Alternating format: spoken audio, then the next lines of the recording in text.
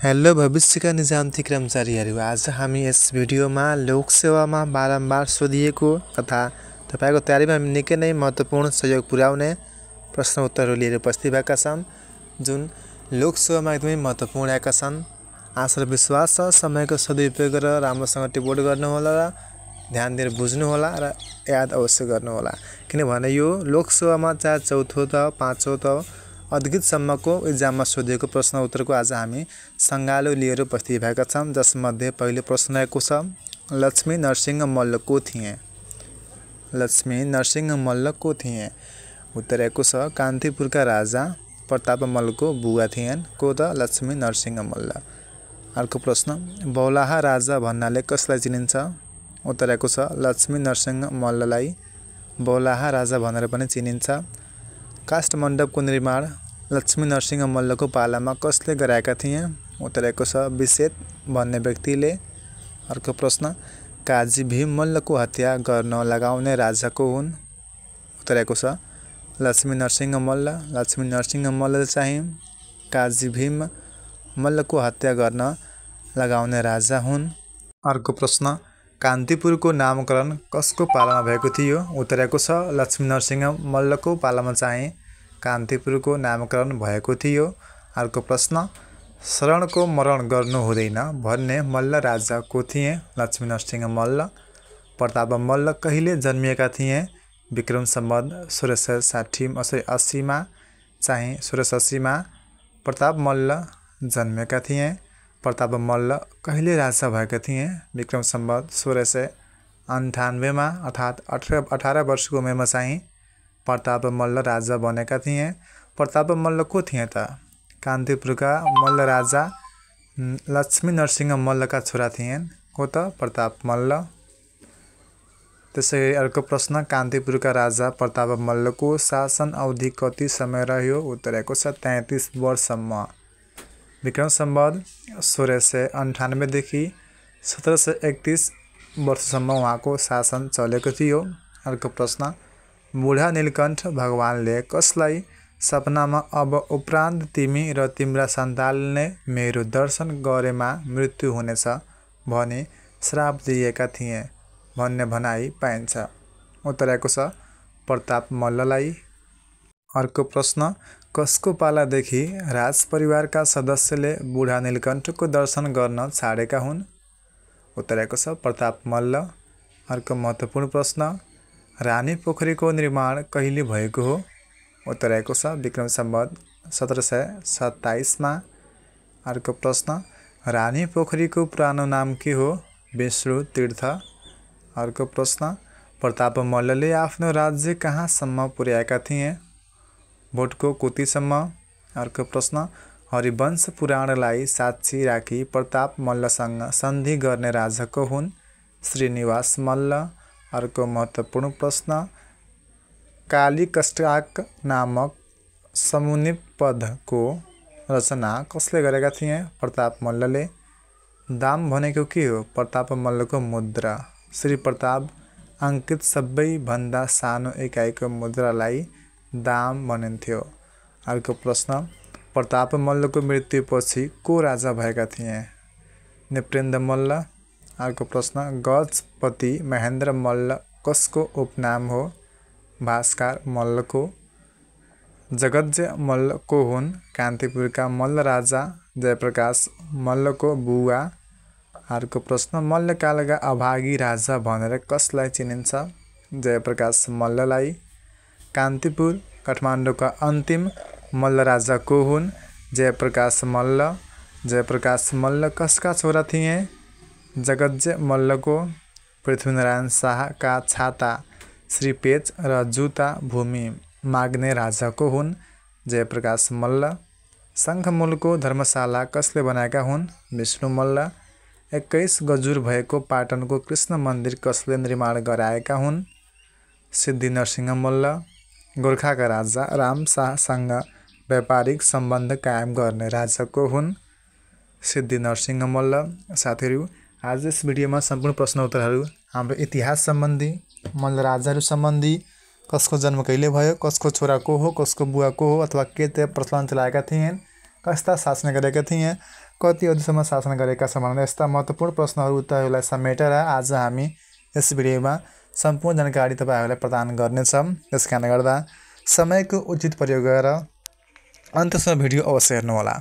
अन्तसम्म भिडियो हेरेर तपाईले के फाइदा हुन्छ भन्दाखेरि कमसेकम 100 वटा 20 वटा त कमसेकम उत्तर याद गर्न सक्नुहुनेछ। मात्र हेरेर तपाईको मस्तकमा छाप पर्न जान्छ, जसको सहयोगले तपाईहरुलाई लोकसेवा परीक्षा पास गर्न निकै नै महत्त्वपूर्ण सहयोग पुग्नेछ। हाम्रा प्यारा साथीहरुको लागि अर्को महत्त्वपूर्ण प्रश्न आएको छ। प्रथम मल्ल राजा को हुन्? अरिदेव मल्ल। अरिदेव मल्लको शासन कहिले सुरु भएको थियो? विक्रम सम्वत 1258 देखि। अरिदेव मल्लले कति वर्षसम्म शासन सञ्चालन गरेका थिए? 15 वर्षसम्म। विक्रम सम्वत 1273 सम्म। 1258 देखि लिएर 1273 सम्म। साथीहरु सम्पूर्ण प्रश्न उत्तर राम्रोसँग टिप्पणी गरेर राख्नु होला। अरिदेव मल्लको जन्म कहिले भएको थियो? विक्रम सम्वत 1210 मा। अरिदेव मल्लको निधन कहिले भएको थियो? विक्रम सम्वत 1274 मा। 1273 सम्म शासन गरे र 1274 मा मृत्यु भयो, स्वर्गवास प्राप्त गरेन। अभय मल्लका पिता को थिए? अरिदेव मल्ल। राजा अरि कुस्ती मल्लयु भनिन्थ्यो। खेलिरहेको बेलामा पुत्र प्राप्त भएको सुसमाचार पाएकाले आफ्नो र छोराको पछाडि कुन उपाधि राखेको किंवदन्ती पाइन्छ? उत्तरको छ मल्ल। अरिदेव मल्ल पछि को राजा भएका थिए? अभय मल्ल। अर्को प्रश्न, जयस्थिति मल्लको विवाह कोसँग भएको थियो? अर्थात् जयस्थिति मल्लको रानी को थिइन् त? को थिइन्? राजल्ल देवी। विक्रम सम्वत 1411 मा चाहिँ उहाँको जयस्थिति मल्लको चाहिँ विवाह भएको थियो।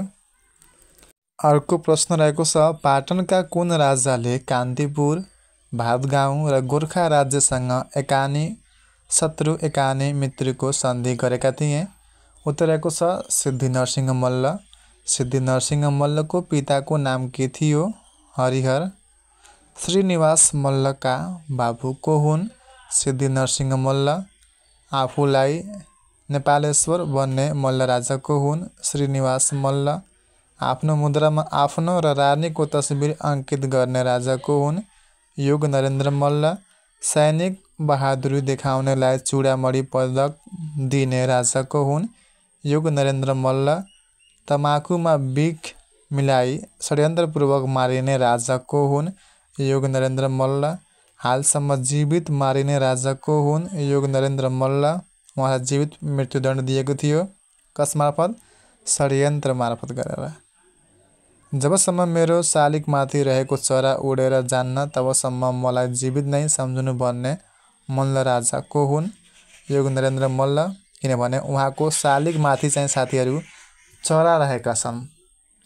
उहाँको जुन शालिग निर्माण गरिएको छ योग नरेन्द्र मल्लको, उहाँको शिरमाथि अर्थात् टाउकोमाथि चाहिँ के रहेको छ? चरा रहेको छ। त्यसैले उहाँ भन्नुभएको छ, जबसम्म मेरो शालिगमाथि रहेको चरा उडेर जान्न तबसम्म मलाई जीवित नै सम्झनु भन्ने मल्ल राजा भनेका थिएन। त्यो कुन राजा हुन् त? योग नरेन्द्र मल्ल। यस्तो जानकारी हासिल गर्नका लागि कृपया हाम्रो च्यानललाई सब्स्क्राइब गरेर बेल आइकन थिची अलमा अवश्य क्लिक गर्नुहोला, ताकि हामी कुनै पनि भिडियो हाल्ने बित्तिकै पब्लिस गर्ने बित्तिकै तपाईको मोबाइलमा नोटिफिकेसन जानेछ। तपाई सो नोटिफिकेसनको माध्यमबाट समयमै ज्ञान हासिल गर्न सक्नुहुनेछ, जुन तपाईको लोकसेवामा तयारीमा निकै नै सहयोग पुर्याउन सक्नेछ। अर्को प्रश्न, अब योग नरेन्द्र मल्ल राजाको निधनमा कति जना रानी सती गएका थिए? 31 जना। साथीहरु शिक्षक सेवामा चाहिँ यो प्रश्न धेरै पटक सोधिएको छ, त्यसकारणले गर्दा यो प्रश्नलाई तपाईहरु महत्त्वपूर्ण बुझ्नु होला। तर लोकसेवा पनि सोध्न सकिनेछ, किनभने शिक्षक सेवामा के त बारम्बार सोधिएको छ कि 31 जना रानी सती गएका थिए। कुन राजाको निधनमा? कुनको त? योग नरेन्द्र मल्लको। है, योग नरेन्द्र मल्ल राजाको निधनमा चाहिँ 31 जना रानी सती गएका थिए। पाटनका 6 प्रधानहरूद्वारा दुवै आँखा झिकिएका राजा को हुन्? राज्य प्रकाश मल्ल। आफ्नो मुद्रामा आफ्नो रानीको नाम अंकित गर्ने मल्ल राजा को हुन्? नरेन्द्र मल्ल। आफूलाई गन्धर्व विद्या गुरु भनी लेख्ने राजा को हुन्? जयप्रकाश मल्ल। आफूलाई विधा पारङ्गत भनी लेख्ने राजा को हुन् जिता मित्र मल्ल। आफ्नो नामको पछाडि सुम्ती लेख्ने मल्ल राजा को हुन् जिता मित्र मल्ल हुन्। झ्यालमा रङ्गीन सिसा राख्ने चलन चलाउने राजा को हुन् रणजित मल्ल। मल्ल वंशका भक्तपुरका अन्तिम राजा, भक्तपुरका चाहिँ मल्ल वंशका है, मल्ल वंशका राजाहरूमा भक्तपुरका अन्तिम राजा को हुन् रणजित मल्ल हुन्। अन्तिम राजा कहाँको? भक्तपुरको। कुन वंशका हुन्? मल्ल वंशका। अर्को प्रश्न आएको छ श्रीमतीको माध्यमबाट राजा बनेका राजा को हुन्? जयस्थिति मल्ल। यच मल्लले कति समय शासन चलाएका थिए? 53 वर्ष। कहिलेदेखि? विक्रम सम्वत 1485 देखि 1538 सम्म 53 वर्षसम्म के त यच मल्ल राजाले शासन चलाएका थिए। मल्लकालमा नेपाल टुक्रिनु अघि राजा को थिए? यच मल्ल नै थिए। संहिता पाठ नामक हस्तलिखित ग्रन्थका रचनाकार को हुन्? यच मल्ल। नेपालमा मुसलमान धर्मावलम्बीको प्रवेश कुन राजाको पालामा भएको थियो? रतन मल्लको पालामा भएको थियो। साँखुको वज्रयुगिनीको रथयात्राको प्रारम्भ गर्ने राजा को हुन्? सूर्य मल्ल। नेवारी भाषाको पहिलो कवि भनी कसलाई चिनिन्छ? राजा महेन्द्र मल्ललाई। विदेश गएर सिप सिकेर आउनुपर्छ भन्ने मल्ल राजा को हुन् त? महेन्द्र मल्ल हुन्।